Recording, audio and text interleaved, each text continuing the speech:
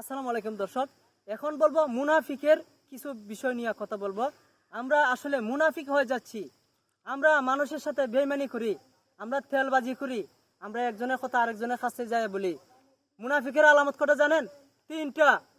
Number one, যেই দিকে বৃষ্টি সেই দিকে ছাতা ধরা। নাম্বার টু, আমানত খেয়ানত করা।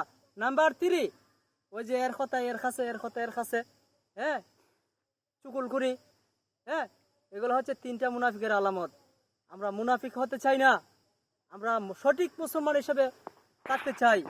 হ্যাঁ, আর দেখেন আপনি আরেকটা যে বিষয়, আপনি কিছু টাকা পয়সা আপনি আমানত দিয়েছেন তারা রাখার জন্য, এই টাকা দিয়া সে অন্য কাজে বিয়ে করতেছে, এটা হচ্ছে মুনাফিকের আলামত।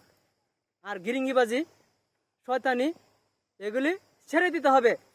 5 ওয়াক্ত নামাজ পড়তে হবে। আপনি যে ধর্মের লোক হোক না কেন, আপনি আপনার ধর্ম সঠিকভাবে পালন করেন।